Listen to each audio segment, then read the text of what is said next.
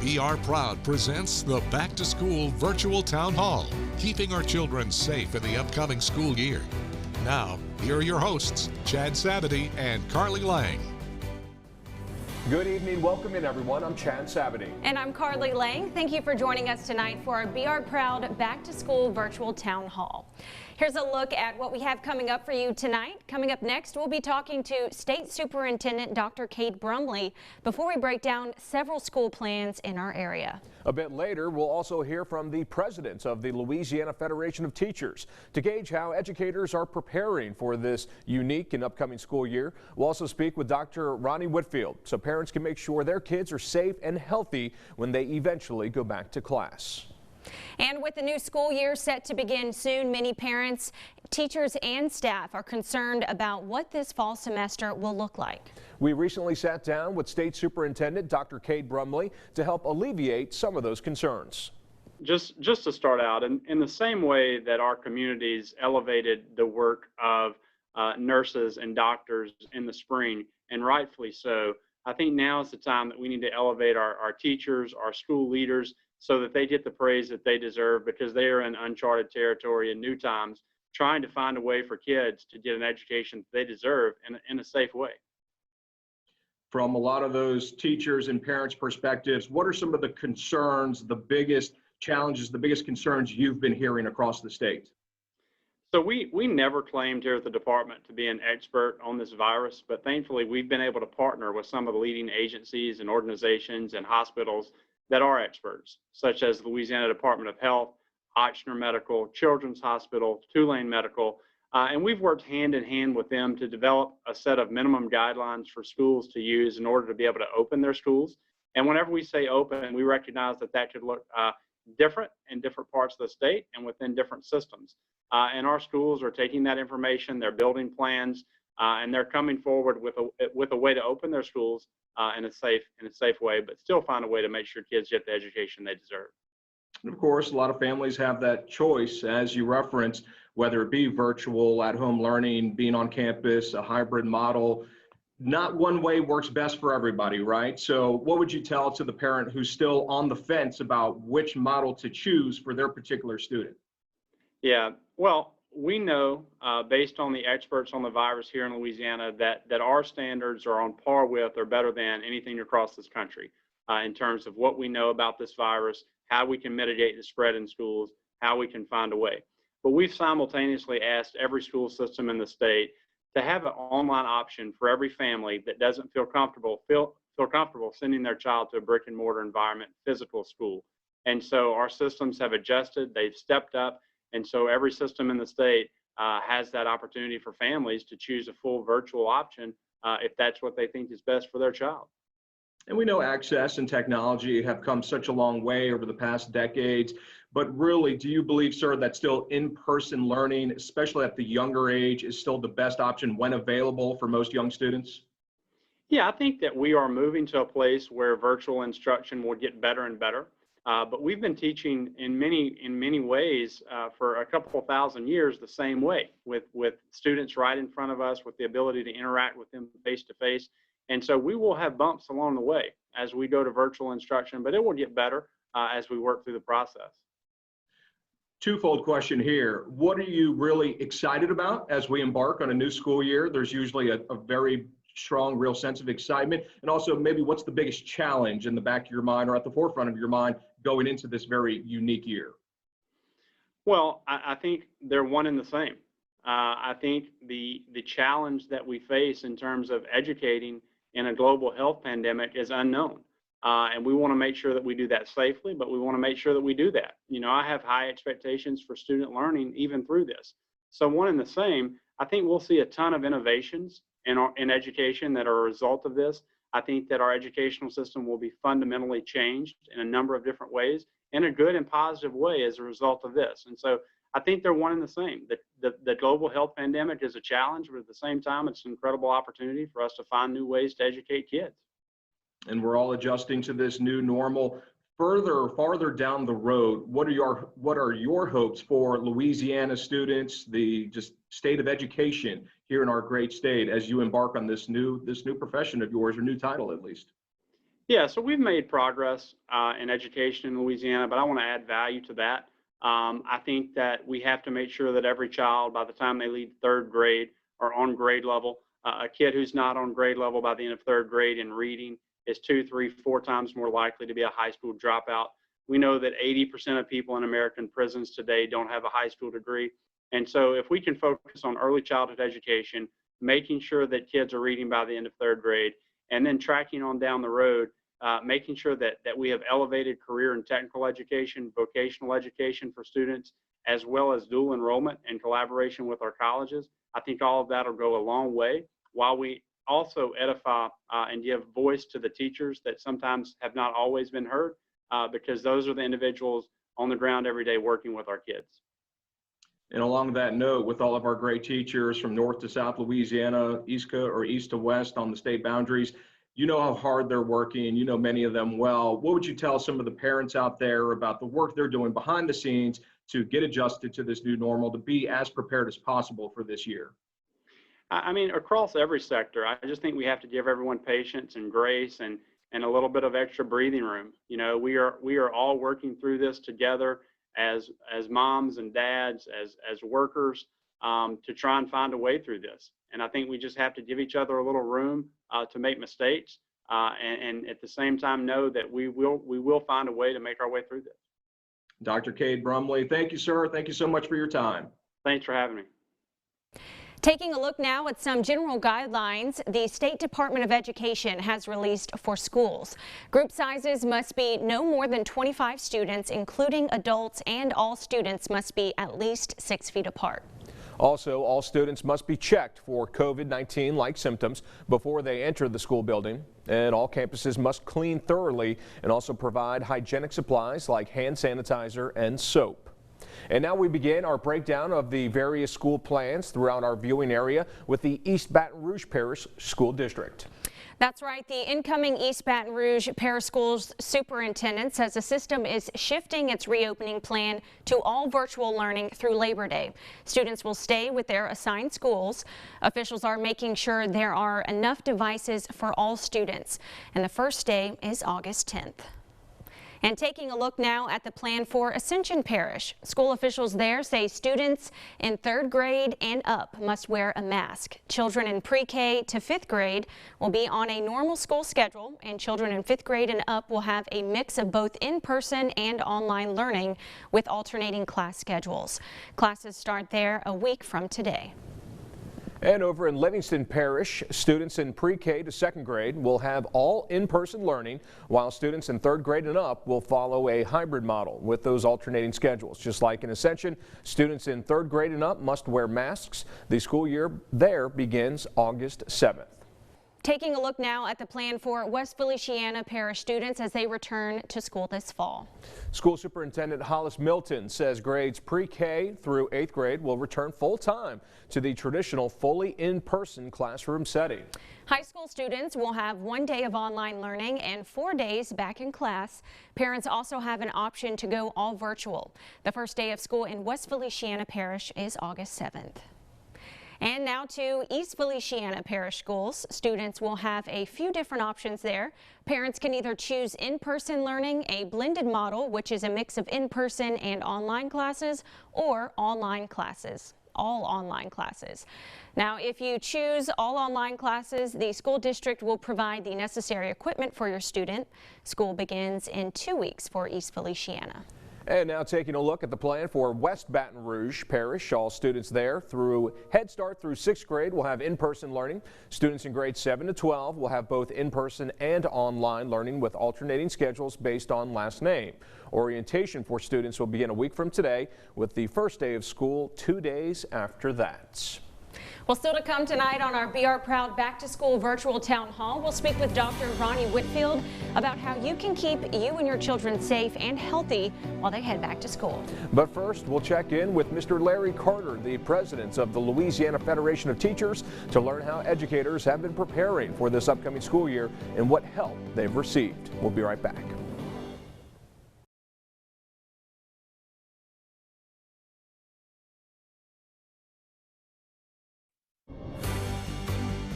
BRPROUD presents the Back to School Virtual Town Hall. Welcome back, everyone, to our Back to School special here in 2020. Joined now by a very special guest, Mr. Larry Carter, the president of the Louisiana Federation of Teachers. Mr. Carter, thank you so much for your time. How are you these days? Thank you, Chad, for having me on your show. I'm doing fine, and I'm just happy to be able to share our concerns with reopening schools. So many concerns, so many questions, not enough answers, unfortunately, at this point as the new school year looms. What is the Federation's perspective, though, on the return to school, trying to do it safely, remotely, virtually, in different ways? But from the organization's standpoint, what's your biggest message today? Our biggest message today is that when we reopen schools safely. And that's making sure that we look at the science behind reopening, and we talk about those things like social distancing, mandatory face masks, making sure that we have the necessary materials and resources to safely reopen schools. Sanitation will be key and important. And also, how do we look at those school districts that don't have the connectivity for their students and, or in some cases, their teachers, to do distance learning when we go to distance learning in an effective way. So we are certainly concerned about whether or not we have the actual resources to open schools safely and efficiently. COVID-19, it's been unprecedented, and everyone continues to learn how to handle this situation. From your reaction, just from what you've been hearing from the community across the state, the beloved teachers that we have from north to south Louisiana, east to west, what are some of their biggest concerns and biggest challenges trying to, greatly impact our future students once again in a positive way? I think the biggest concern is safely returning to school. Right now, it looks like when we did a poll of almost 15,000 people across the state, both teachers, school employees, parents, as well as community people in those different parishes across the state, there was a fear of returning because there was no assurance that we could safely return to schools, understanding that there was a funding need for PPE in terms of testing, and how do you then create spaces inside of schools that could allow to be social distance ready. And then let's talk about this issue of how do we actually educate kids with distance learning when so many of our kids may not have access to not just internet service, but strong enough internet service to be effective in terms of the teacher and student interaction. Ultimately, most of our teachers and school employees want to return to work.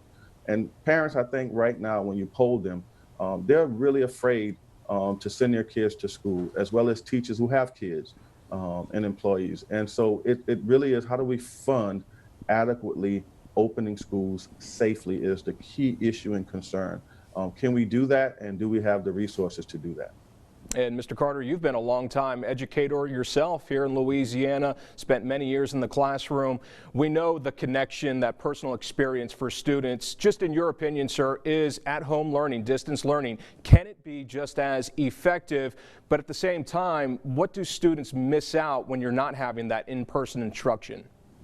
I think online or virtual teaching and learning is not as effective as in-person teacher and student bonding and connection. There has to be this socialization that you just can't get over the internet, and you just can't get from seeing someone on a video screen like we're doing today. I just think we have to make sure that when we reopen schools safely, and that's the biggest concern. I mean, we've polled teachers, we've polled school employees, we've polled parents, just like most of our districts have on some occasions.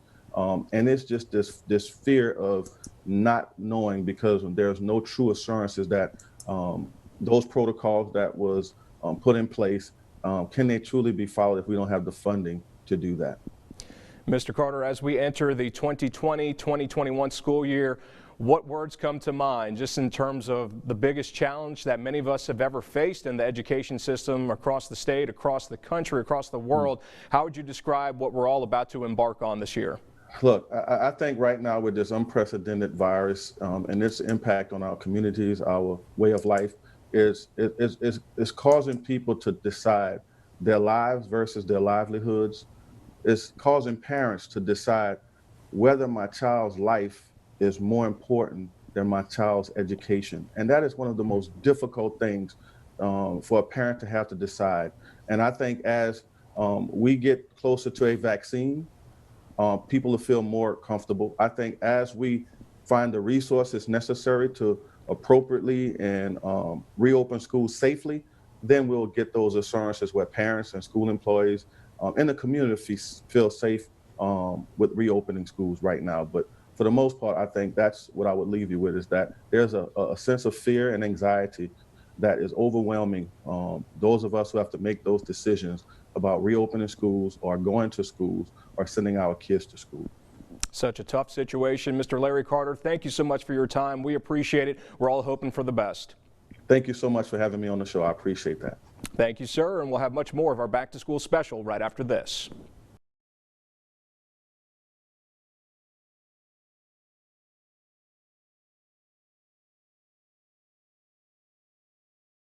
Welcome back, everyone, to our BR Proud Back to School virtual town hall. We are joined now by Dr. Ronnie Whitfield. Thank you so much for joining us.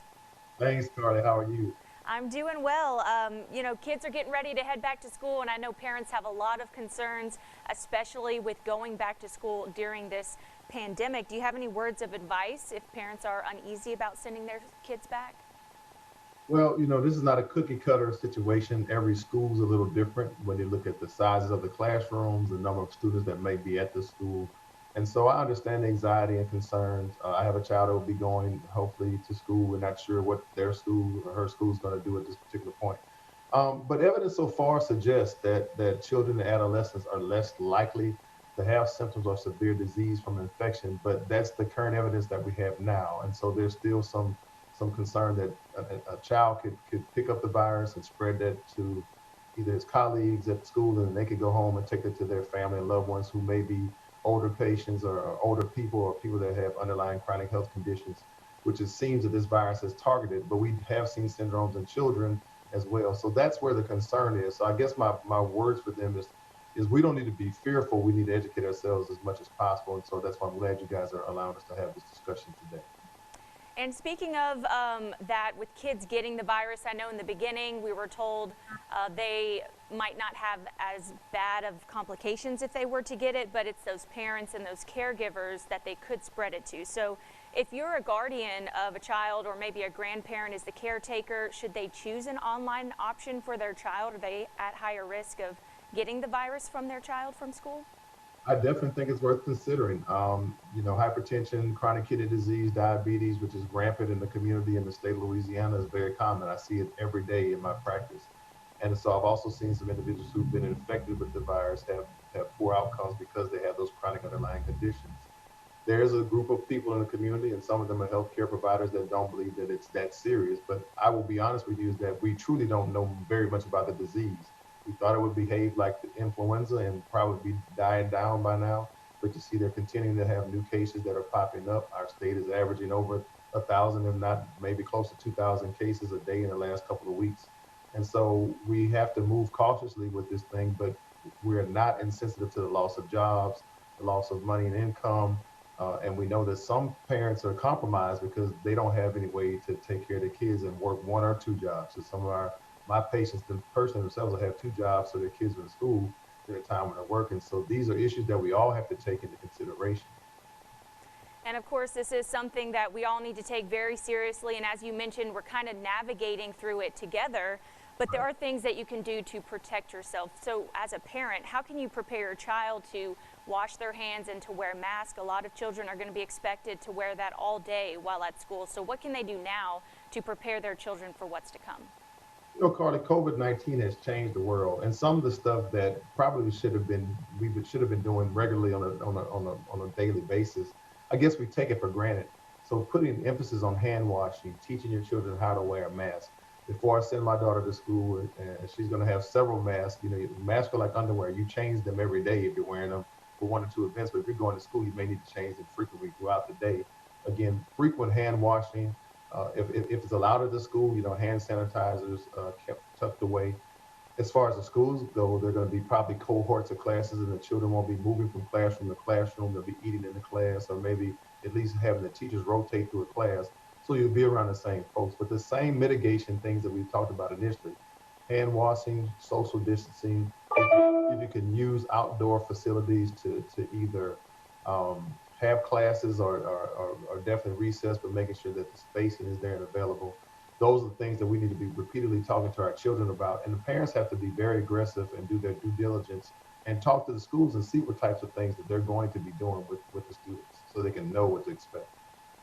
It's definitely going to be a very interesting semester for all of us. I know we're very thankful for our healthcare professionals like yourself for informing us and keeping us all safe. We're going to have to all work together to get through this upcoming school year. But thank you so much for your time, and thank you for joining us. Definitely. Thank you, Carl. You guys be safe. Wash your hands and mask up. All right. Thank you so much. We're going to take a quick break. We'll have more coming up.